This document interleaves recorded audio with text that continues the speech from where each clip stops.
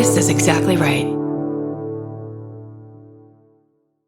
When a charming neurosurgeon rode into Frontier Town selling a persona of confidence and care, patients trusted him. He wore cowboy boots in the operating room and became sought after by patients. He promised to heal them. Instead, he left a trail of broken bodies. This is a story of greed, betrayal, and a fight for justice. Listen to Dr. Death, the Cowboy, wherever you get your podcasts, or binge the entire series right now, only with Audible. Goodbye. Capture your favorite summer feeling with Pandora Jewelry. Discover a collection inspired by the sunshine, freedom, and moments that make the season unforgettable. From sun-kissed metals to personalized pieces ready to be engraved with your summer mantra. Each design moves with you from beach days to golden nights and every memory in between. Shop Pandora Jewelry's new summer collection in-store or online at pandora.net and let your summer unfold. Goodbye. Summer is for adventures, road trips, and adding a whole lot of miles to your car. That's why it's worth stopping at Valvoline Instant Oil Change first. Their trained techs help you get road trip ready with an oil change and an 18-point maintenance check included with every oil change, checking your tire pressure, wipers, lights, and more. Valvoline Instant Oil Change techs complete over 270 hours of training, so your car's in capable hands. Best part? You can stay in your car and you're in and out in about 15 minutes. Valvoline Instant Oil Change. Change wisely. Goodbye.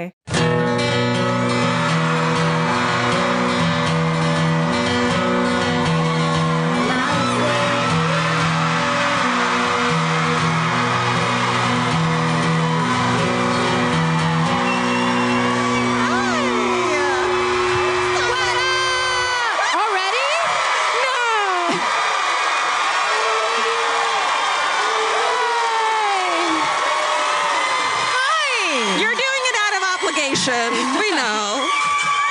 That's the first time that happened. I actually did. I didn't hear what you said. I said they're doing it out of obligation because one person did it. Also, that's the first time that ever happened. It is the first time that's ever happened. Thanks, Portland. What's up, Portland? That is so Portland of you, Portland. I swear to God. Wow. Hi, Portland. We like you. I'm a little bit sad because this is the last night of our run here, and we'll just stay. I wish it could be like 14 more nights. Yeah. It really has been very, very fun and exciting. Yeah. Thank you very much for being here, and thank you for getting tickets and waiting for tickets and dealing with scalpers and letting us know that you didn't get enough tickets and you're mad about tickets, yeah. and it's our fault that your lives were ending because of the tickets. And you've been listening from the beginning, and how and that, so you should get first run of ticket. Yes, you are the biggest fans, and you deserve the most tickets. So thank you. Yeah. Thank you kindly for being there. Well, first we're admonishing the assholes. That's how I start every show, is just telling you guys what dicks you are. Well, listen. There's plenty of clappers, but the assholes need to be given their props as well. Do they? I love that you... Good start. Let's start over. Steven, can we go again? Yeah. Here we go. I'll roll it back. Roll it back.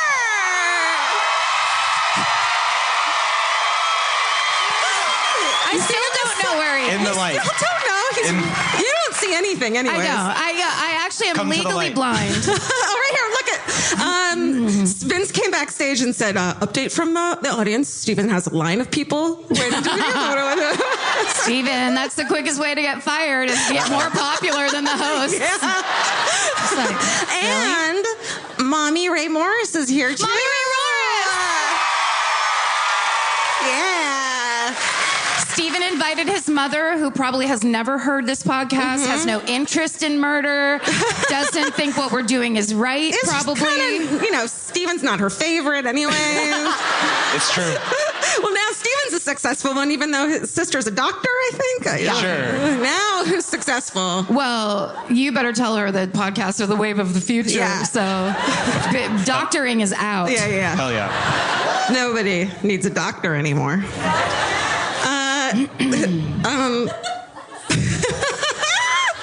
I'm sorry, I've been drinking this fucking insane crack caffeine. What is it? It's yerba mate. Have you guys heard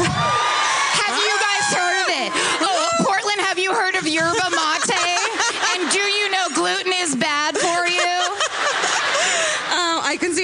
everything and everyone, and I can see her auras. So Oh, shit, girl. I'm real good right now. But do you have any animal familiars on the stage right now? I don't know what that is. You know, they're animals you hallucinate that talk to you and tell you how to live. Oh, that's one of my cats then, or that. Oh. Because that's all my life is. I know, that's his name. That's right. I have actually a very similar thing right now, which is that Georgia likes to bring me, which is one of the best things about touring with Georgia, is she brings me a coffee. It's just super exciting. So she, last night and tonight, has brought me a mocha from Stumptown. And last night when she gave it to me, I was like, awesome, thanks. Drank the whole thing super fast. And when I went to walk out for the first show, I was like, oh my God. Like, I was fucking blazing. And then you're last like, night. is this from Stumptown? Or are you dosing me? Just to change it up on tour a little bit. A little bit of that Adderall, then we're good. Oh, we forgot to mention that this is all accidental, our necklines. Yeah. I'm sure you guys were wondering. They're definitely sitting out there going, 2 scallop necklines? Yeah. Why? Yeah. Who would do that on a live tour? I mean, I thought I guess like I had it in my mind that they weren't matching, but I guess. They're super matchy-matchy. Yeah, it's on purpose, but we're going with it. We didn't, Karen was like, cut yours off. And I'm like, I'm not cutting it off. Yeah, I demanded that she cut up her dress. I was like, I'm the primary. You have to adjust yours. But I did make her part her hair the other way, so we didn't look exactly the same. Yeah. Although I am going to cut it short. And then we're just going to come out holding hands like the Shining twins. You're like, get ready for the wall of blood. The verbal wall of blood. That's Karen, and I'm Georgia. Oh, that's right. And this is my favorite This is murder. my favorite murder. Thank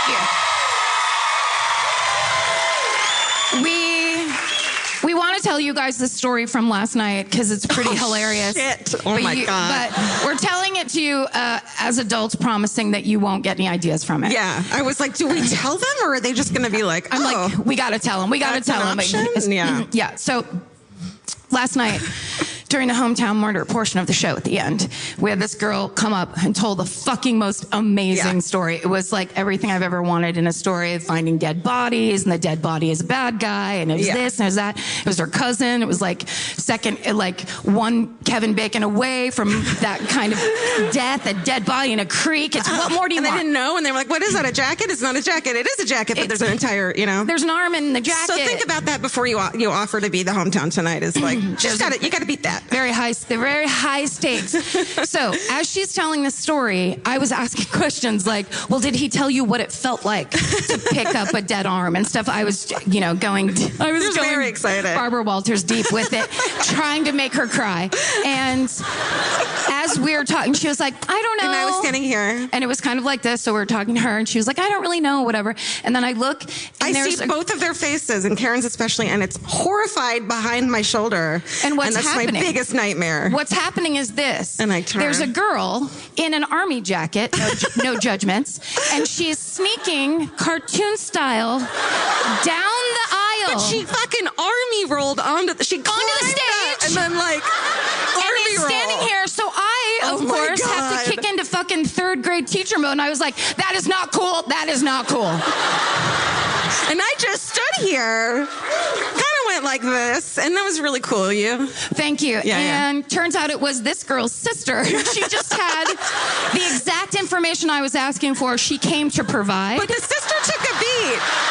That's all she wanted to do was be like, I know what the arm felt like. She said she did such a sister move. This girl took a beat while Karen was yelling at her, and then she goes, oh, that's my sister. Like, she took a minute to say it. We were both like, what the fuck? Well, I was like immediately picturing like a fucking Bowie knife. Yeah. And like, she's just going to roll up and then be like, I'm mad about stuff. Yeah. I didn't get tickets the first time around or whatever. And I got overserved at the bar. But then she came up and did such a fucking sister thing. I couldn't believe it. She goes, you're forgetting this important part, which is such a sister thing to say. It was super perfect. What I realized though is because I was, of course, super embarrassed that I had to that I got super bossy with her. But in my mind, and looking back on it, nobody sneaks like this unless they're like on fucking meth or something, right? It's like, I'm just gonna come up here for a second and No, I will fucking kill you. Those are not good intentions.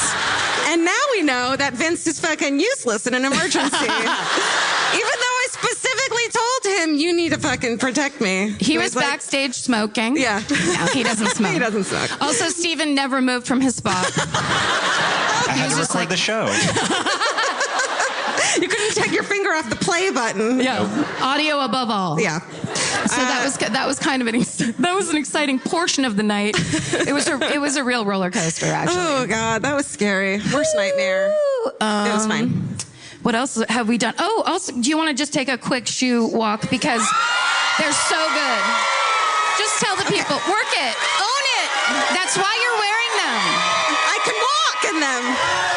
This is like the 2 times a year I wear heels. Yeah. And it's an hour long. I wore these at my wedding last time I wore them. You fucking changed. You've just like given up. I can't do it anymore. I didn't mean it like that. I didn't mean it like that. I can't do it anymore. She had heels on last night, and tonight is clog night. I wore heels, and even those ones were like the kind you can play basketball in or whatever. They weren't like any kind of crazy pump. heels. Feels like a sneaker. Feels like a sneaker.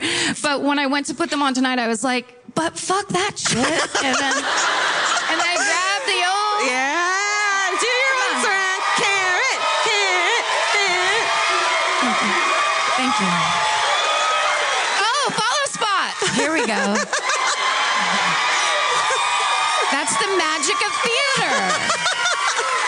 We're trying to get her to come over, Shell, but, you know. This is where I come alive. You can't tell right now, but I did say fuck it to my Spanx. Just. Oh, really? No, I just won't. Now do it. Now do it. No, you can kind of. Well, that, Yes. Look it. at that woman. She's free. fuck it. Fuck She's it. free. Fuck it. Fuck it all. Wait, I think we have a couple more anecdotes for you. I know, right? I can't remember any. Well, here's mine when I was leaving my hotel tonight. The most lovely man that worked at the front desk named Tyler. This is what it was like. You walk by and I'm going to be Tyler. Okay. And you're walking, you leave. This is how Karen walks whenever she goes. Nuh-uh. That's not true. Okay, you have to make eye contact with me. Okay. Oh, but yeah. And I was like, hello, murderino. Yeah. I know you. You can tell immediately that, like, what it's not like, excuse me, ma'am. No. Do you need more towels? It's You've been whispering in my ear for the past 6 months. I need to talk to you right now. You have to touch me. We stood there. I've never seen this person before, met them before. We stood across the hotel front desk holding arms. Like I was gonna pull him up onto the lifeboat style, full-on arm clasp. Like, yes, Tyler, yes, I'm here with you. Yeah. This is really happening. The best is when you then get my so-and-so got murdered, and you're then like, great, this has turned into the best fucking interaction I've ever had. in Yes, my life. exactly. Tell me everything. Now we're having a level 17 conversation that like normally people that are only friends for 5 years have. Or shit-faced. Yes, or...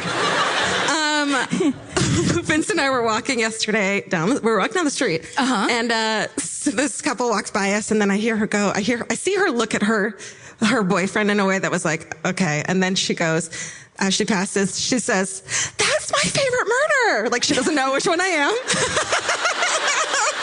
And I turned around and waved at her because she was really sweet, but she just didn't know which one I was. When she told me that, I was like, what if her favorite murder was happening behind you? She's like, oh my God, I love it when an old lady kills a homeless person. And I'm like, thank you. It's my favorite one. Thank you for listening. And she's like, who the fuck are you? Get away from me. That happened to me recently at a store. She's like, tell that one, it's good. She goes, I go to buy a thing, and then she goes, oh, I know you from somewhere. And I said, oh, did you watch the cooking channel? Because I was like, well, she doesn't know my face unless she fucking... Right. And she was like, oh, no, you look like someone who was in earlier. And then I died. She was fucking with you. And then I totally made fun of myself. Wait. Oh, I thought you were my good friend. Yeah. What? Yeah, no, sucks. It's not you. You guys missed out last night, and I'm sorry I brought a tissue on stage for my allergies because I fucking wiped my nose on this exact tablecloth yesterday. It's like that. We're that comfortable here with you, Portland. Georgia was, we're just sitting there, there, and she's like, oh, fuck it. Blows her nose on the tablecloth. Thanks, Revolution Hall. We're so proud to be here with you. Have us back. I just like can feel it in my heart like a sixth sense how mortified my mom is, and it gives me life. Like, my mom can't handle me not standing up straight. She would be so mortified, and I fucking love it. That's I live to embarrass my mom. If you blew your nose on a tablecloth, you mean? If she knew that I did that, not even like at a restaurant real quick, but like in front of a bunch of people, she would die. It's great. For real. Good. If my mom saw this tights boot clog combination, she'd just be like, I don't know what you're doing or why you're still rebelling, but you need to figure it out. You have lipstick on though, so I have lipstick on so I don't look like a corpse, which is what she normally would accuse me of. Oh, honey, put some lipstick on. You look like a corpse. And then I'd scream at her, I'm never having babies. And then she would just turn into dust and die. That really is like the gauntlet to throw down in any fight with your mom. I will not reproduce. I said it and it felt so, I said it to her on the phone. She called my sister, tell Georgia how wonderful, what a gift it is. And I'm like, you weren't even around. What are you fucking talking about?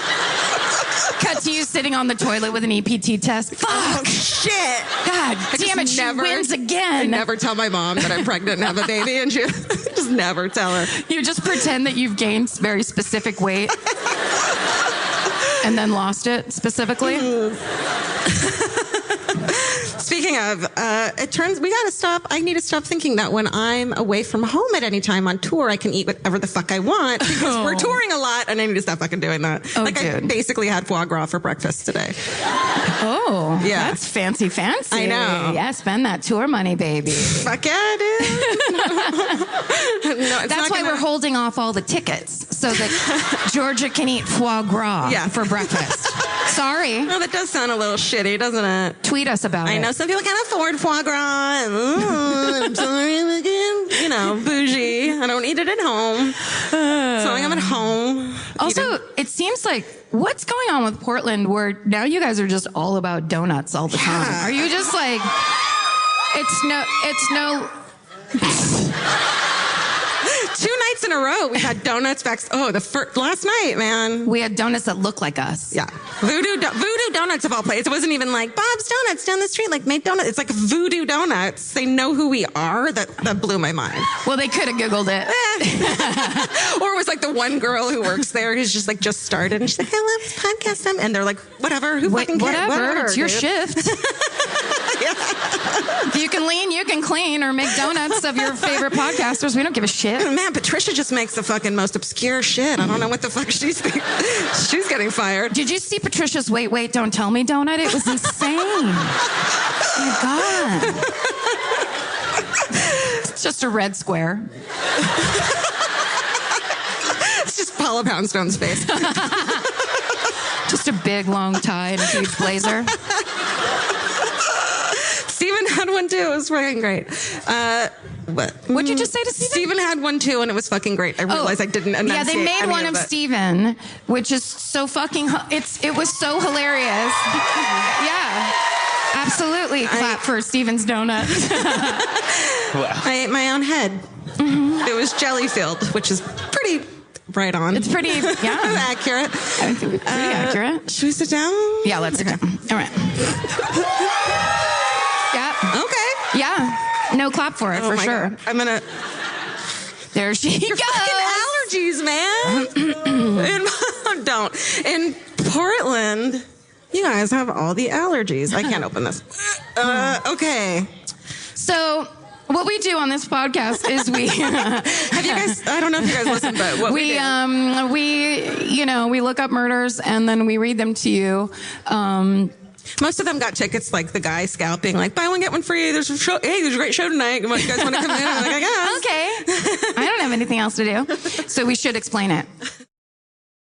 This podcast is brought to you by Squarespace. Every successful small business starts with someone saying, I wonder if people would actually buy this. Squarespace gives you everything you need to find out. From consultations to events and experiences, you can showcase your skills with a customizable website designed to attract clients and grow your business. With Squarespace's collection of cutting-edge design tools, anyone can build a beautiful, professional online presence that perfectly fits their brand or business. Get paid on time with professional invoices and online payments. Plus, streamline your workflow with built-in appointment scheduling and email marketing tools. Head to squarespace.com/murder for a free trial. And when you're ready to launch, use offer code MURDER to save 10% off your first purchase of a website or domain. Goodbye. You know your favorite summer clothes by what actually makes it into your suitcase. Find the outfits you'll wear all season long at Quince. Quince's 100% European linen pants, dresses, and tops are the pieces you'll reach for all summer long. They're lightweight, effortless to style, and they start at just $32. Their denim is soft and comfortable, and their organic cotton sweaters are perfect for layering when evenings get cold. Quince's beautiful 14-karat gold jewelry adds a subtle finishing touch. So I just went to Italy, and you bet I brought my 100% European linen scoop neck midi dress along with me in the color of floral waterfall, and I wore that thing all over Italy. It was like the perfect day to night. It just looked so pretty, and I felt like I looked sophisticated while still being comfortable. Make your summer wardrobe feel easier. Head to quince.com/MFM for free shipping and 365-day returns. Go to QUINCE.com/MFM for free shipping and 365-day returns. Quince.com/MFM. Goodbye. Every piece of furniture you own has a story. Sometimes it's an heirloom, and sometimes it came with the house because it was too heavy to move. If you're ready to start a new chapter with your home decor, there's Article. Article makes it effortless to create a stylish, long-lasting home at an unbeatable price. They take great care in curating their collection, focusing on pieces that stand the test of time. We've talked about Article for a long time. There are pieces in that catalog that are so affordable that are room changers. And if you go through there and there's like a little something you don't even realize you need it until you see how they have stuff set up or what style combinations that they're doing with. They do the boho chic. There's mid-century. It's a little bit modern. It's something new. Like there's so many choices in there, and it's not going to break the bank. As someone who's interested in tons of different styles and time periods, Article covers them all in one place. I love that. I know I've mentioned already how much I love my entryway table, but I swear to God, because the path that it's on, I pass it 4 times a day, and I love it more every time. Article is offering our listeners $50 off your first purchase of $100 or more. To claim, visit article.com/murder, and the discount will be automatically applied at checkout. That's article.com/murder for $50 off your first purchase of $100 or more. Goodbye. I'm first, right? Yes. All right. Mom. Well, I'm going to do this guy. I didn't really know that much about him, and then it turned out he was kind of like he's like a secret star. He's a man named Bobby Jack Fowler. And let's just start it here. I'm going to tell it like a story. On the rainy night. Every time it scares the shit out of us when you guys do that. I didn't even start, Stephen. If there's ever been a Q jump in the world, it was that. They don't even have any idea what this guy's deal is. Well, they already know. Too late. Keep it up. Look at him. Now she can't say he was a real nice, normal guy, because clearly he's a fucking psychopath. There's just no, it's like, oh, did he do it? I'm not sure. Well, he is wearing overalls with no shirt. So I think he might be guilty. Oh, no. Yeah. He got caught mid something illegal. Yeah. I mean, either that or it's just like a denim tank top. Either way, he should go to jail. Oh, honey.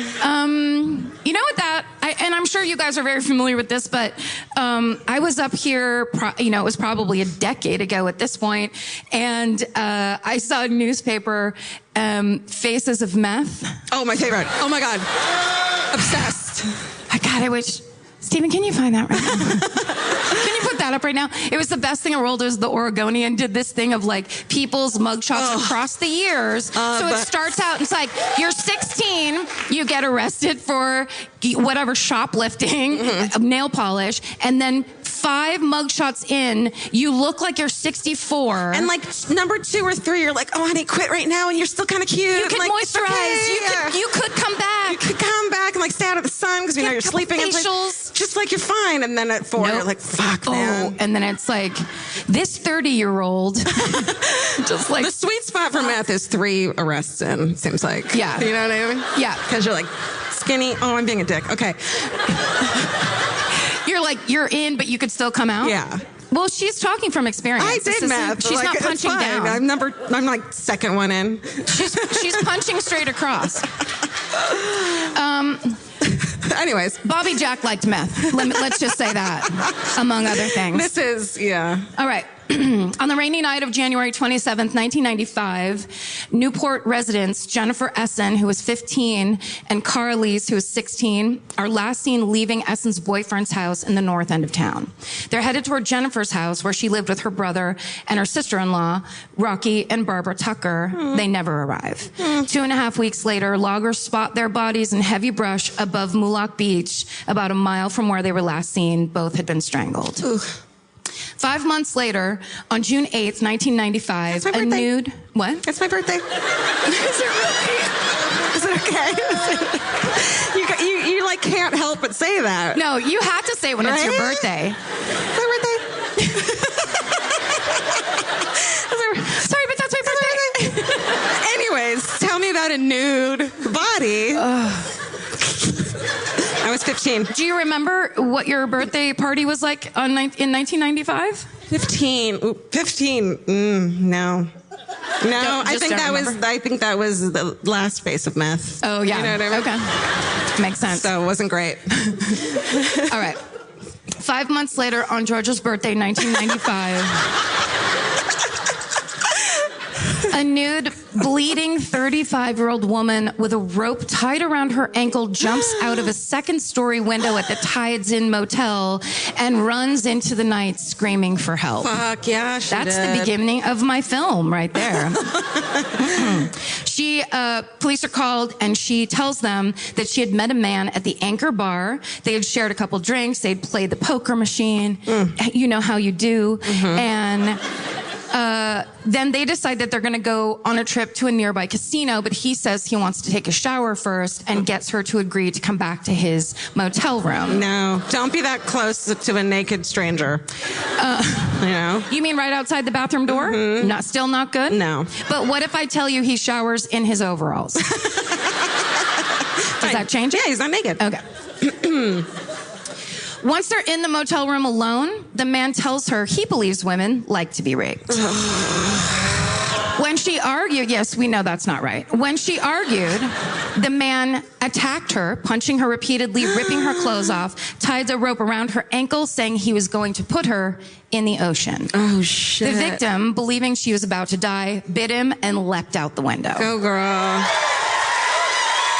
Whatever it takes. Whatever it takes. That man who was arrested on the scene was Bobby Jack Fowler. And this is where that's you where would the picture show it, comes up. Steven.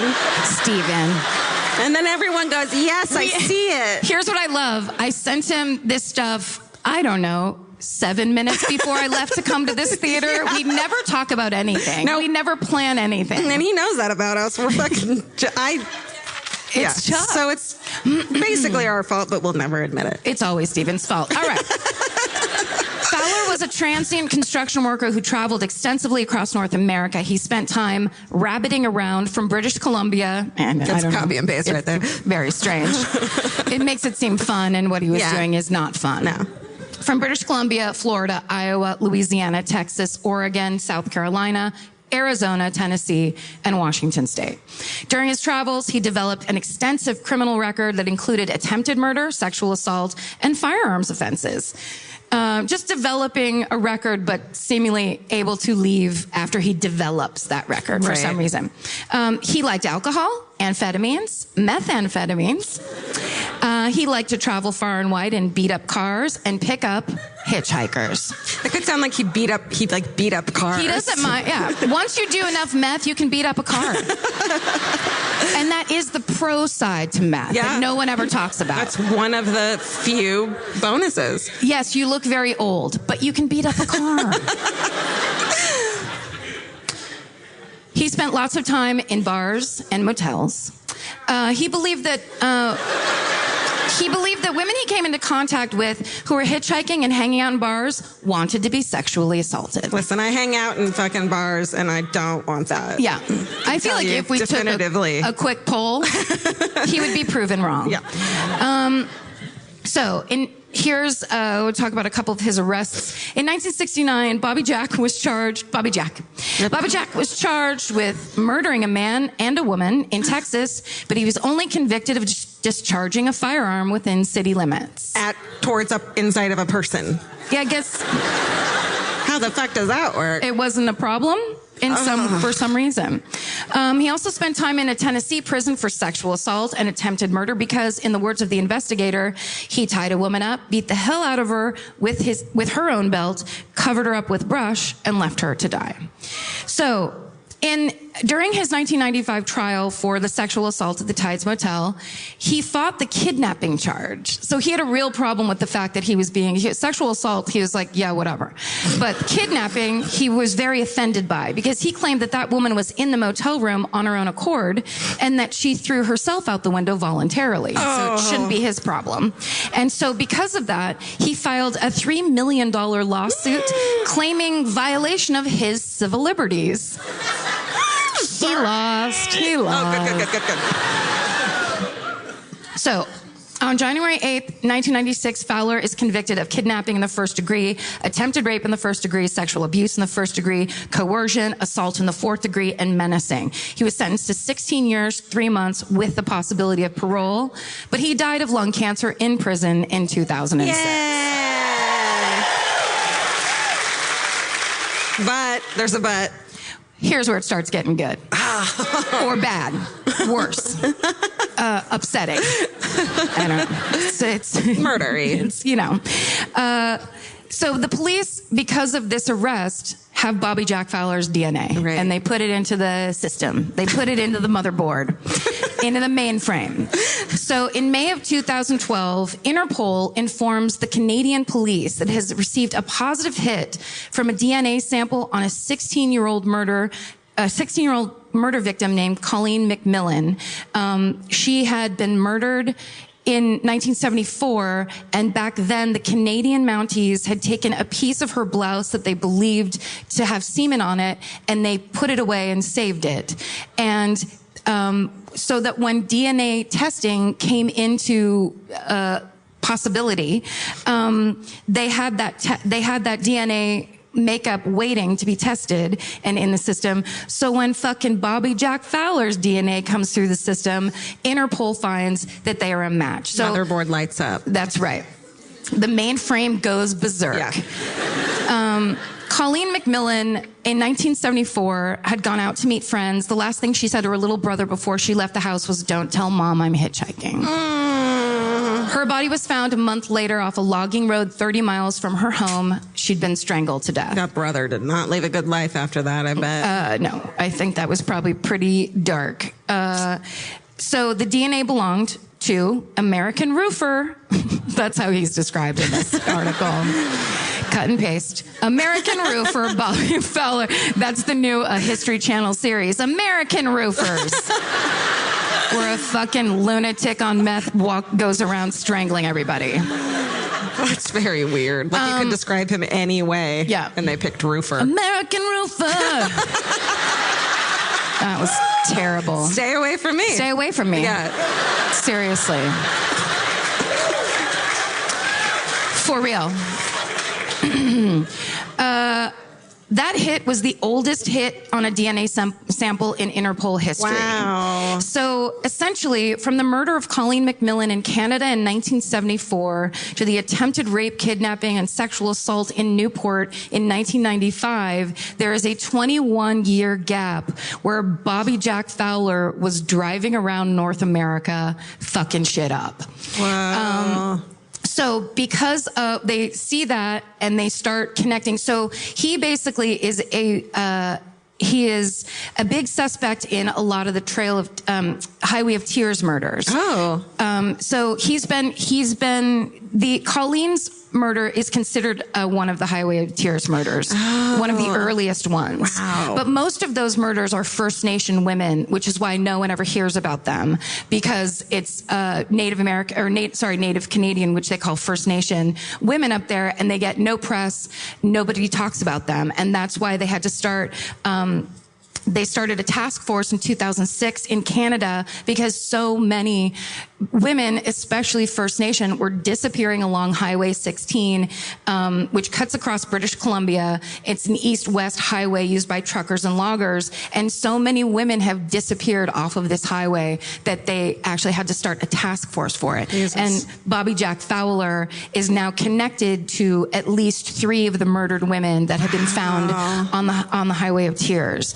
But also, they're looking at him in connection with the May 3rd, 1992 killings of Melissa Sanders and Sheila Swanson, 17 and 19, respectively, both of Sweet Home. They had been camping with their family at Beverly Beach, and they were last seen at 11 o'clock outside of a grocery store in Beverly Beach, and they were looking for a ride home. Their bodies were found 2.5 months later, 50 feet from a logging road. So basically, the police believe Bobby Jack Fowler may have killed minimum 20 people between the U.S. and Canada, but they think it's more likely above 40. So he's a regular old serial killer. He's a legit straight up serial killer. Wow. Yeah. I never even heard of him. I've never heard of him. And he, there's a bunch more. If you look him up, I would definitely, because there's all these, they're trying to connect him to these murders. There's so many murders on the Highway of Tears. And they thought they had him for like 9, but then some of them, it's only circumstantial evidence. So they can actually only prove 3, which is a fucking lot. But between there and then all the shit that he did in America, he's like Ted Bundy level serial killer that no one's ever heard of. And, did a lot of stuff right here in Portland. So congratulations, everybody. Well done. Bobby Jack Fowler. Good job. Thank you. Good job. Good job. Summer's for adventures, road trips, and adding a whole lot of miles to your car. That's why it's worth stopping at Valvoline Instant Oil Change first. If you need an oil change, make the smart stop at Valvoline Instant Oil Change before you hit the highway. Their trained techs can help you get road trip ready with an oil change and an 18-point maintenance check included with every oil change, checking your tire pressure, wipers, lights, and more. That means they're checking important things before you're halfway to your aunt's house with no cell service. And these aren't just any techs. Valvoline Instant Oil Change techs complete over 270 hours of training, so your car's in capable hands. The best part, you can stay in your car and you're in and out in about 15 minutes. So before your next long summer ride, pull into Valvoline Instant Oil Change. Valvoline Instant Oil Change. Change wisely. Goodbye. Goodbye. While the world watches the stars at the FIFA World Cup this summer, Hyundai has its eyes on the next generation of talent. The future soccer stars who are already turning heads at age 14. Making plays that end up on everyone's feed, scoring from angles that don't make sense, rewriting record books that barely had time to gather dust. Because next doesn't wait for an invitation, and Hyundai doesn't either. Hyundai has always moved the future within reach. Hyundai did it by making advanced safety standard on every vehicle. Hyundai did it by engineering EVs with ultra-fast charging capability. And Hyundai continues doing it every day. From robotics that change how people live to young athletes changing the game, the future isn't some far-off concept. It's already here. Next starts now. Hyundai, an official partner of FIFA. Goodbye. Support for today's episode comes from Square. Nobody starts a business because they love payroll. Or invoices. Or business. And that's why there's Square. Square brings your payments, inventory, scheduling, staff, online orders, and reporting together in one connected system. You can take payments in person, online, or on the go, and track sales and inventory in real time. Instead of juggling a bunch of different apps, Square keeps everything connected behind the scenes, so you're spending less time fixing problems. Whether you're just getting started or growing your business, Square is designed to grow with you. you without complicated setup, contracts, or hidden fees. If you're starting a business or running one that deserves better tools, Square helps you sell, manage, and grow without slowing down. Right now, you can get up to $200 off Square hardware at square.com/go/MFM. That's SQUARE.com/GO/MFM. Run your business smarter with Square. Get started today. Goodbye. All right.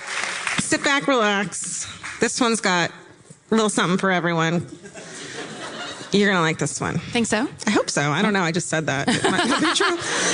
So this one was suggested to me by our friend Kat Solon, who's here, who a lot of you guys have her shirt design on. Yes. So a lot of the stay out of the forest one and the regular You're in a one. cult, call your dad. That's all Kat's That's design. Kat. She's very talented.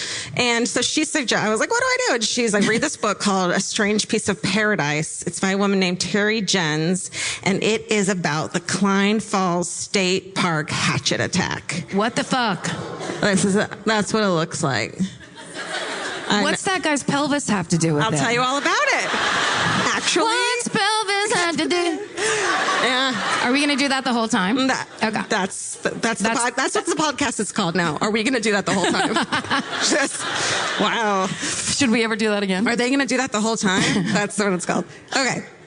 Cline Falls State Park is on the banks of the Deschutes River in central Oregon. And it's basically, do you guys go there for summer there? The park provides fishing access to the river. In 1976, the Trans-America Bicycle Trail was the first bicycle touring route to cross the U.S., traveling between Astoria, Oregon, and Yorktown, Virginia, mostly rural two-lane highways. It was an 80-day, it was called the Bicentennial Trail, because it was the bicentennial, and it was like, ride this trail. It was a fun play on words. Yeah. I get it. It took you along mostly rural two-lane highways. It was an 80-day, 4,200-mile trip. So in 1977, two Yale undergraduates, Terry Jens and Shayna Weiss, are spending the summer before their junior year riding the Bicentennial Trail. They were 7 days in, and they stopped to camp at Cline Falls State Park, which you're not actually allowed to camp there, but they didn't know that. It's near Redmond, Oregon. When they get there, they mention having a creepy feeling like they're being watched, but they both ignored that feeling. Because it's like, what are you going to be like? Let's get the fuck out of here. You know what I mean? Like, Yeah. Nah. If you're just like, I have a feeling, and it could be like a deer. Right. I just don't know. It's just like a really busybody deer. Yeah. That's just up in your fucking business. Yeah. When did you guys check in? You're not allowed to camp Yeah. here. This is my area. Yeah. You don't want to see what I do at night. That's why you can't camp here. It gets real weird. Somehow that deer has curtains. What? Who are you? Busybody deer. Busybody deer. Well, they settle in for bed around 10:30, and then around 11:30 p.m., they're awakened when a truck drives into and over their tent. What? They think that at first it must be like an accident, a bunch of drunk teenagers, but Terry expects to hear them freaking out, but instead here's what sounds like a single person get out of the truck. Then she hears Shayna scream, "Leave us alone," and hears the first blow of the hatchet. Then she hears 6 quick more blows. And she says, at that point, I knew we were being murdered by a single psycho. And then he turns his attention to Terry. She says, he's above me. I'm thrashing from side to side, and I catch a glimpse of a piece of wood. I feel a hunk of cold metal and start to lose consciousness. At that point, she said she knew she was going to die, but a voice in her head said, I'm too young to die.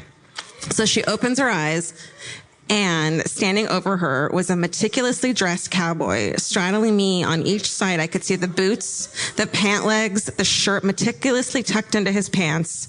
But his, what? Sorry. Like a type A cowboy? That, what you said, yeah. Fuck. I hate the idea of that so much. Steven, put that up again. That's where that comes in. Ugh, I hate his pelvis. Yeah. Steven, I feel like he would have gotten those jeans tailored for sure. Yeah.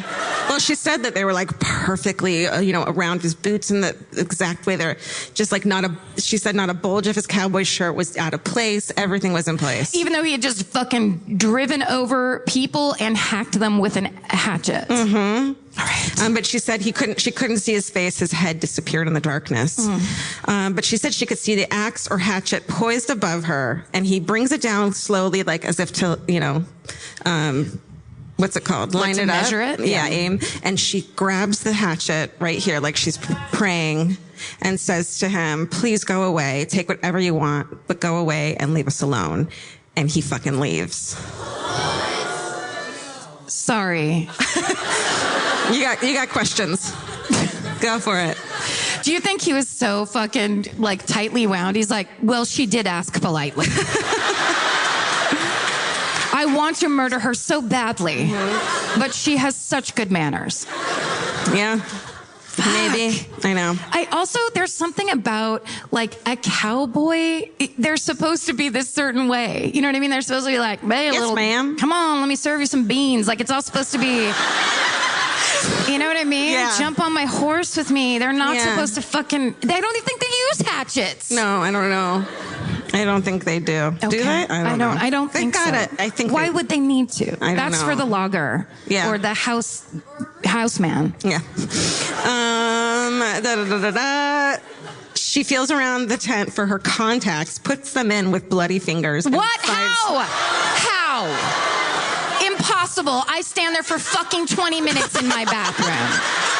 I don't mean to question the victim, but Yes. I want more information about those contact lenses. And then she finds her flashlight. Listen, I don't fucking wear contacts. You tell me. Okay, they're fucking impossible to put in and take out. One time I thought one was stuck to my eye forever, and it was very upsetting. The idea that you would even try to do contacts in a tent, who are they? What? Okay, sorry. This is really triggering for Yes, you. I'm very upset. From the cowboy thing, then you went straight into bloody contacts. Karen doesn't want to fucking... Right now, I'm that deer. Like, what the fuck is going on over there? You're disgusting. Wear glasses for the weekend. Your gritty hands in your eyes. Bloody, gritty hands. Fucking, okay. I'm a little bit keyed up in this coffee right now. Oh, we are both so excited. My God, I'm never getting one of these. for you Chomo, no, again. give that to me. My lifeblood. Your lifeblood contact. Don't go back I'm for gonna it. go. Okay. Steven, cut that. Okay, she gets her flashlight. She gets out of the crushed tent. She sees headlights down the park road, and she's like, is that the fucking maniac killer, or is that just someone driving through? So she runs over to it and like, fuck it, I gotta figure it out. It's two teenagers driving through the park. Worst case scenario. What if they were the killers? It was a couple. They had just gotten in a fight because teenagers just, get in fights. And seriously, she said that. I'm serious. So they're all like arms crossed, Yeah. like, why are you so bloody? And then it's like... Can you imagine being like a 16-year-old girl and you're mad at your boyfriend because he talked to this girl that night? Like, she just asked for a cigarette and he gave her one. She's like, here, I'm lighting. And then suddenly, fucking bloody person. Can you help me? Ow, my hair. Shit. Those teenagers either got married or broke up right then.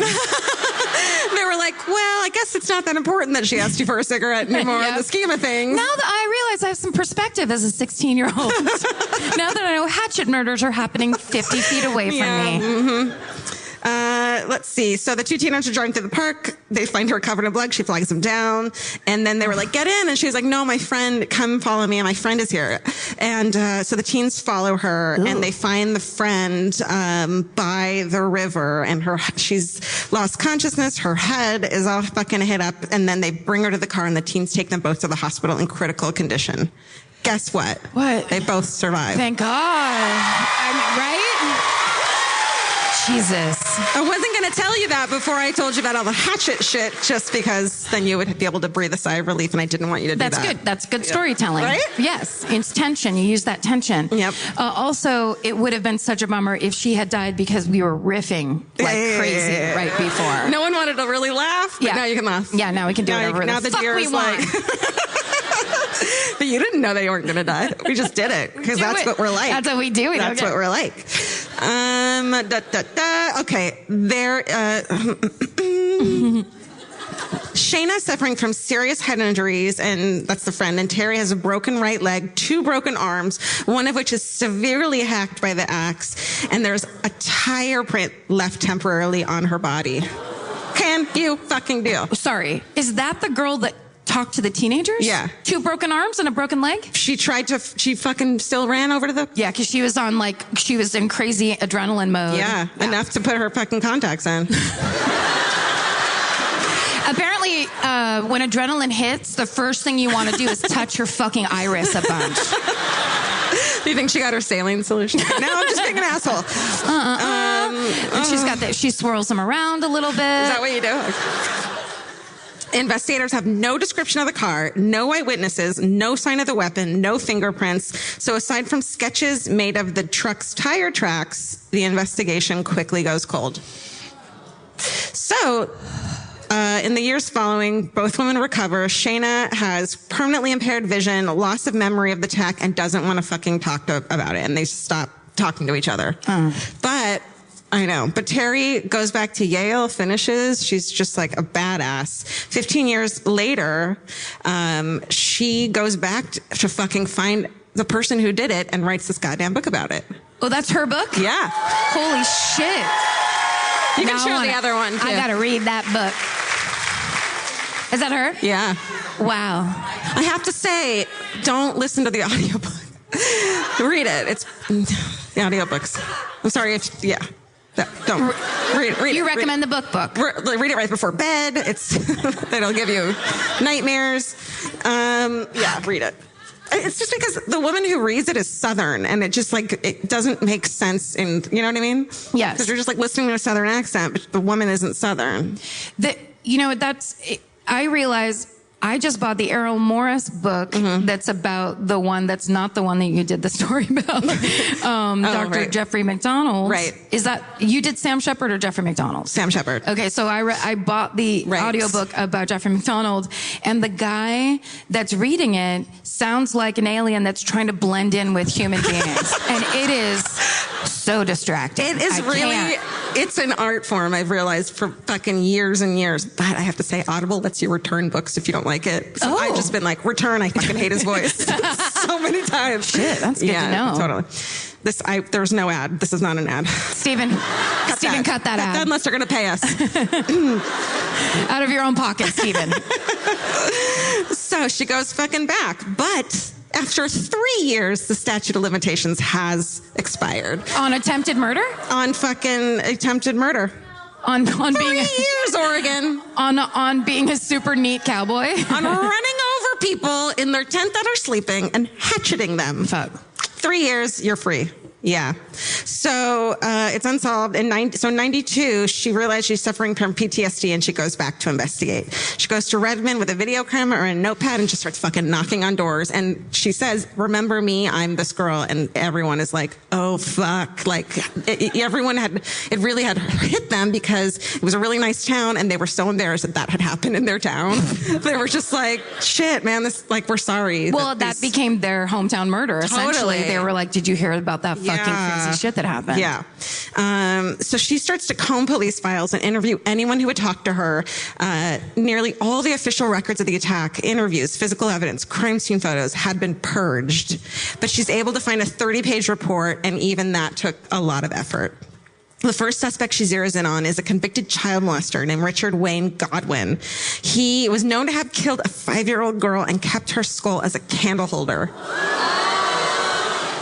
He's in prison for that murder, and all the clues about the attack seem to point in his direction. And of course, I'm like, "It's him!" Immediately, like anyone who comes up, "It's him!" Yeah. A female relative of his was camping at Cline Falls State Park that night, And it's possible he was pissed at her and did this attack.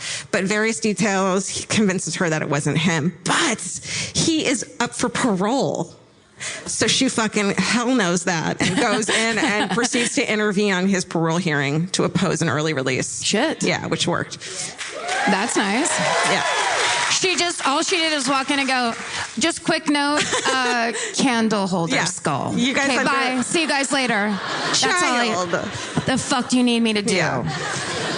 Okay, so with the help of the teenage girl who was in the rescue car that night, the night she was attacked, as well as other locals who everyone was like, we know who did it. Terry finds out about a local man who was a teenager at the time of her attack. What? Less than 24 hours after the attack, Dirk Duran beat his teenage girlfriend so badly that she was put in the hospital. Her parents tried to file charges against him, but they were told that since they were both minors, to just forget it. Yeah, that's the best way to deal with anything, really. That's absolutely The it. judge told them that. Yeah. Well, he would know best. Right. Teenagers, they're always beating the shit out of each other. They always beat the shit out of each their other. girlfriend and try to drown them in front of an entire bunch of people.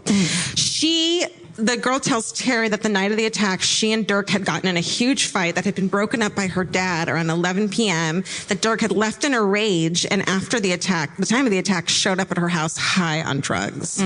She remembered that and the next day he beat the shit out of her. She remembers that a toolbox in Dirk's pickup truck where he always stored a hatchet, and that toolbox was missing. And then she realized something else was different about his truck that night, or in that time. She said, I noticed he had changed the tires on the front of his pickup. She visited the scene of the alleged attack and said she recognized the tire tracks from Dirk's car. Without a shadow of a doubt, she said, I knew it was him. Shit. He could turn from this really nice, yes, ma'am, thank you, ma'am, to Satan in his eyes. I mean, it was just like two different people night and day. And then Terry found out from locals that he had an axe that had, or like a hatchet or an axe that had his initials carved in it that went missing after the attack. And he told people that he hurt someone with it and had to get rid of it. The cops questioned him about it. Who did he tell? He was like, anyone who would listen. Every person she fucking interviewed. This book is tits. Like, anyone who fucking, like, it's legit. Anyone who will listen, he fucking is like. He just moseys up to the bar. Hey, y'all. Because he knew he was a suspect and everyone believed it, so he would just bring it up with people. Because his nickname became Dirk the Hatchet Man. No. Yep, Dirk Duran, the Hatchet Man. Well, that actually fits really nicely, I have to say. Yeah, it's not like Dirk Duran, the guy that ran over some gals. Right. Dirk Duran, the like sword man. That doesn't go as well. Immediate suspect. And everyone thinks he did it. Got the name. He'd been adopted at a young age, and his parents were pillars of the community, and they ignored their adopted son's many abnormalities and issues, including rage and bullying. And Terry suspects that law enforcement did at the time as well, because his dad was like a big man. Terry is told that Dirk's mom had always coddled him, including doing his laundry for him and making sure that his signature cowboy outfit was always meticulous, even making cowboy shirts for him. Uh-oh. Handmade, mom-made cowboy shirts? I want to talk about when you date a guy and his mom did his laundry and you're like, oh, no. Get out right now. In theaters now. Get out. That is one of the... Oh, yeah. I do ask every guy I date or dated, so when did you start doing your laundry? Not even kidding. Because I want to know if you're a fucking child. They're like, I'm not sure. Mom? And then they bring her in. During the investigation, Dirk is given 2 polygraphs. So the investigation gets opened back up because this bitch is fucking stirring some shit up. Yeah, she is. Yeah, girl. During the investigation, Dirk's given 2 polygraphs, fails them both, and when the examiner tells him this, he cowers and starts bawling when he's told, reaches out, holding the hands, or arm to arm, we don't know, saying, I didn't do it, but maybe I don't believe that. Terry works with Dirk. You do know you can say nothing. That's also an option. No, or you can admit to it because the statute of motherfucking limitations is up. So you can be like, yeah, I fucking did it. Son of a bitch. Okay, Terry worked with victims advocates groups' rights to change the statute of limitations on attempted murder in Oregon. It's eliminated in 96, so thank Terry, among other people, for that. So there's none at all? None at all anymore. Tell your friends. Yeah. But it's not retroactive.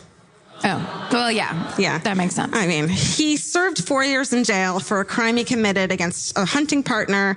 The reason he's nailed is because, I clearly copied and pasted that because I would never say that, is because that she'd brought him to the attention of the police and they needed to fucking do something. They were watching him carefully.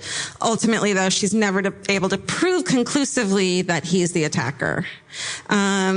And then, so she said, and the book is really fucking amazing because as she's doing this, she's like finally coming to terms with all what happened because she used to make, you know, how we do, like, yeah, I got attacked when I was, you know, like, and showing the scar and being like, this is a badge of honor and look how I got past this and I'm successful. And then suddenly she's like, I have PTSD. So she goes back. So she said, I learned that traumatic memory gets stored in the brain differently than other memories. When a trauma occurs, it isn't stored in a narrative with a beginning, a middle, and an end. It gets stored in fragments, like shards of broken glass.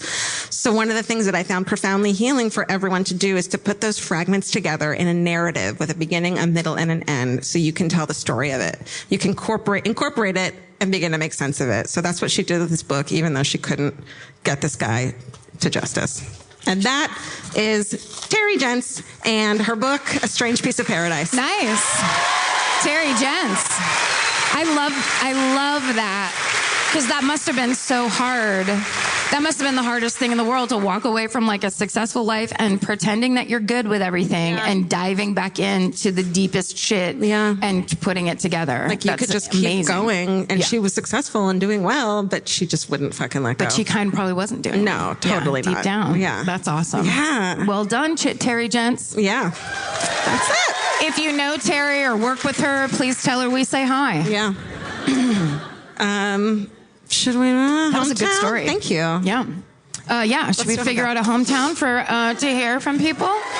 Can you, if possible, can we just bring the lights up a tiny bit so we can just see it? We know the show's almost over when my tissue. Oh my God! It goes all the way up there. Hi.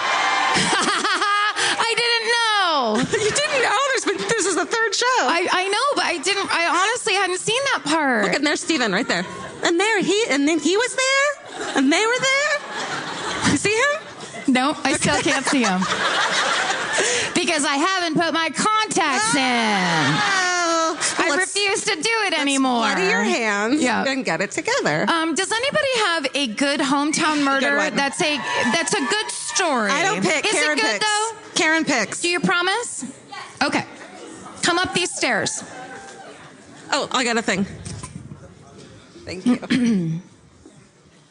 Hi. Let's give this person a hand. Hi. What's your name? My name's Nicole. Nicole, come here. It's Nicole, everybody. Hi, Nicole. Clap for Nicole. I'm gonna hug you. Hi. Okay, this feels so wrong because my sister Angela is the one that brought me, and she turned me on to you guys. Here, take and that. She's amazing. Okay, hi. Angela, do you want to sneak up here like a weird cartoon character? Please give me Angela. Let's get a sister Don't too. roll up on the stage halfway through or I'll fucking pull a gun on you. You should have seen the way my tone changed last night. It went from like, girl! Look at this dress. Look at this dress, everyone. That's Siamese. That's Walk good. it. Oh, Walk it around. Walk it around. Yes. For 1 second, I thought you were going to fall off the stage when you took a turn. That scared the shit out of me. Yeah, okay, The good. sisters don't know how to talk into microphones, but Nicole, that's okay. and what's your name? I know. What's your name? I'm Angela. Angela. Angela? Okay. Wait, try it again. Angela. Yeah. Angela. Okay, but Nicole's telling the story, and then Angela's going to do backup? Yes. If need be? Yes, I will. Yes. I'm the Karen. She's a Karen, clearly. I'm the Karen. Yeah, Got it's it. okay. So I have to be completely honest. So a few years, 5 years ago now? Probably. I was in the throes of drug addiction. So I spent a lot of time in and out of jail. Which, to interrupt, that's part of why I love you guys, because you're so honest about it, and we know that we can be successful because we've gotten past it. That's right. So it means a lot. That is a big thing. Welcome back. We're glad you're here. For real. In one of my throes of let's still be drug addicts. I ended up in jail for a weekend. It was the longest weekend of my life because I ended up in jail with Susan. What is her last name? Susan Monica, the pig farm lady. Yes, and she was from Cline Falls, Grants Pass area, and I ended up in jail with her, and I ended up having to be sober. That sucks. This is a good one. It was terrible, and she scared the living crap out of me. Okay, wait. You have to looks explain like a who this man. is. Yes, Explain okay, who it is. so- She does not look like a lady. It's Okay. just So not. she is, she's a tall woman, and she is completely hairless. She has no hair at all whatsoever. And I was completely unaware of the situations going on in my own town because I was so consumed with myself. I was like, give me drugs or give me nothing. So I ended up in jail with her. She's completely hairless. Apparently, she had fed bodies to her pigs. What? Whose bodies? I don't even know how many victims Yes. she had. I don't think. There's- She had like. Yes, and so did one of my friends. Hold on a second. You know what? That's not cool. Yeah. I love when I get a chance to do this. Yes, that is her. Stop talking This to is them. her. I'm so sorry. Okay, Yes. but go ahead. Go ahead. And You tell the so story. I ended up with her, and she had court, and they came and got her, and they gave her a wig, and she was mad about the wig because it wasn't her natural hair color. They made her wear a wig? Wait, sorry. So she had like alopecia or something? Yeah, something where she was completely hairless and was losing weight consistently. By the time I met her, she had Murder will already... do that to you. Yeah. And meth. By the time I met her, she said she had lost like 50 pounds or something. She So- was just skin. Who and did she kill? She killed workers on her farm, from what I remember. And then used their EBT food cards after they were already dead. What did That's how she? got she was caught. also on meth. She was on something. Probably. What was she like when you were in jail? Okay, so here's the creepiest thing is that because I was so sober, I was so scared of her once I realized who she was. And there was only 2 other girls in there. It wasn't like it was a big dorm. It's 4 little beds with no TV, and it's the weekend. You're not getting out till Monday. And Jail, right? I was on the right. I was on the top bunk, and I was reading. Since I've been in and out of jail so much, the officers kind of knew, so they always left me a pile of books. Well, yeah, so nice, right? So considerate. That is nice. And I was laying on the top bunk, and my book fell down, and I was too scared to move a muscle. So she gets up, she gets my book, she puts it on top of my bunk with me, and then tucks me into bed.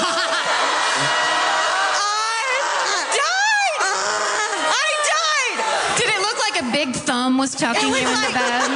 It was like this horrible blanket, this not warm, this crap blanket. I'm in these clothes that smell like someone else. And this murderer, this pig murderer, not even like a good one that used a gun. Yeah. Like one that fed people to pigs, has now put a blanket on top of me and tucked me in for the night. She's like, night. No, what she says is, are you doing okay? Are you coming down okay? I'm like, yes, thank you. And I roll over. You're helping me so much. So the whole weekend, she told me about her murder. She showed me all her court documents, all the papers she had in the jail cell. She was constantly complaining because she needed like this special meal with like no meat. Everything has to be kosher. And Because she thought, right? I was like, vegans. are you kidding me? irony. Yeah, and she showed me all her paperwork. She's like, they don't know, but I told them the body's here and they won't listen to me. I'm like, who's not listening to you tell them where the body is? She's showing me all these drawings and everything, and this other woman makes her dice so she can play the dice game. It was just the worst weekend of my life. But the highlight of my life is when I don't answer the call from prison because I don't have any money to answer her prison call. It's a collect call. So her voicemail is just, roommates with pig farm lady, roommates with pig farm lady. And I'm like, oh my God, yes. That's so sister. I get out of jail. She's like, so tell me what happened. Oh my Tell God. me Are you everything. okay? Are you gonna get clean? Is everything going? No. Tell me more about the pig lady. Oh my God. Rock fucking bottom right there. And I will tell you guys, that's the last time I've ever been in jail. I'm proud of you. I mean, you know what? Here's the thing.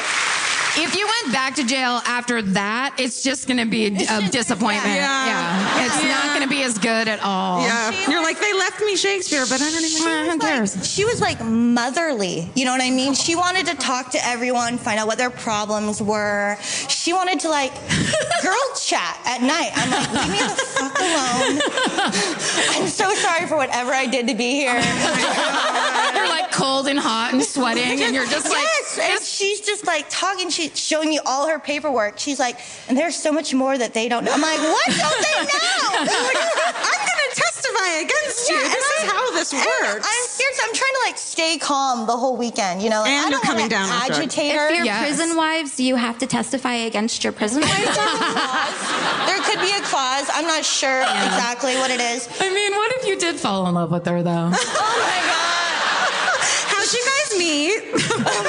It was just the longest weekend. By the time Monday came around and I knew I was getting to leave, I was like, well, have a good life and good luck with court. Because she is convinced that she's going to go home. Oh my God. She just kept saying, well, I'm going to get to go home. They're not going to be able to do anything. It's fine. They didn't even find all the evidence. I'm like, Wait, her name is Susan what? Susan Monica. Susan Monica, 2 first names. I hate Pig that. farm killer. The pig farm killer, and she would feed the people that worked for her to her pigs. yeah, Did well, she kill them beforehand? In one incident, she told me that she had killed the guy and then didn't know what to do with the body, so she just took it outside to the barn. Yeah. Is what she told me. Okay. She's like, I just let the pigs take care of it. They'll eat anything. is I what don't she feel bad said. about eating fucking pig anymore. It's like, know if you them or should me, you know? Yeah, and it was Did she tell you that story as she was tucking you in? no. I laid the body gently into the pig mankin. Is that warm enough for you? Did you know pigs will eat anything? They will eat anything, apparently. Yeah, it was insane. That is amazing. That is a really amazing story. Nicole, right? Yes. Nicole, everybody. What was her name again? And Angela, backup sister. Yes. You guys that was incredible. Great job. Thank you. I'll steal that from you. Thank you. I have to take that from you. You guys were great. That was, fuck yeah. job. Yeah. I love your dog. Well done. Keeps asking me, who's watching Elvis? Oh shit, I forgot to get a cat sitter.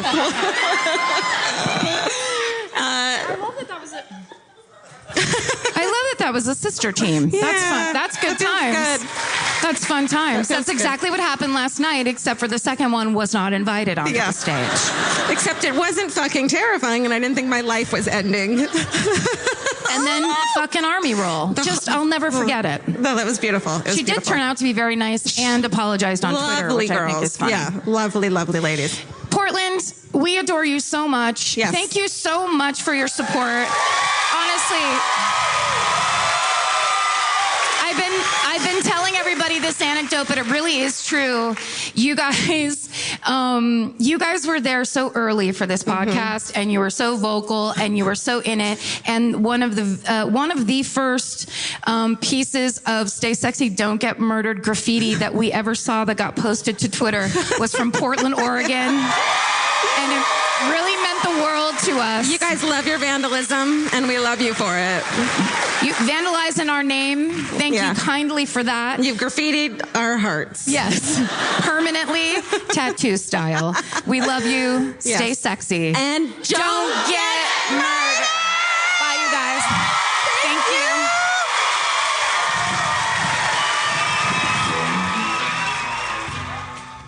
Capture your favorite summer feeling with Pandora Jewelry. Discover a collection inspired by the sunshine, freedom, and moments that make the season unforgettable. From sun-kissed metals to personalized pieces ready to be engraved with your summer mantra. Each design moves with you from beach days to golden nights and every memory in between. Shop Pandora Jewelry's new summer collection in-store or online at pandora.net and let your summer unfold. Goodbye. You know that fantasy where you run into your ex while looking impossibly cute and wildly unbothered?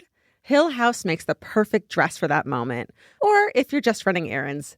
Hill House Home is the brand behind the viral nap dress, known for its signature smocking, ultra-flattering fit, and comfort that makes it a favorite for just about everyone. Celebrities like Taylor Swift, Olivia Rodrigo, Anne Hathaway, and Mindy Kaling have all been spotted in Hill House. These dresses are the definition of versatile, perfect for running errands in the morning and stylish enough for dinner or a party that night. And it's not all they carry. They started with bedding back in 2016, and now you'll find bathrobes, pajamas, children's clothes, and maternity, all with the cutest prints. And it's so true. The hardest time picking out one nap dress because the prints are so dreamy and beautiful. But now that I have it, I'm going to wear it all day, every day. I'm going to throw on my leather jacket at night and look like a total badass. Cowboy boots or cute heels, whatever it is, this nap dress can make it look classy. You look like that classy lady you see at the airport. Hill House makes fun fashion that makes you feel good. Get 15% off your first order of $100 or more at hillhousehome.com with code MURDER15. That's MURDER15 for 15% off at hillhousehome.com. Goodbye. If audiobooks are your thing, or if you've been meaning to listen to more of them, you should check out a podcast called Earsay, the Audible and iHeart Audiobook Club, hosted by Cal Penn. Each episode spotlights standout audiobooks on Audible across all kinds of genres: sci-fi, comedy, romance, thrillers, and more, with Cal talking to guests who help break down what makes each story worth listening to. It's a fun, easy way to discover your next great audiobook. Check out Earsay on the iHeartRadio app, Apple Podcasts, or wherever you get your podcasts. Goodbye.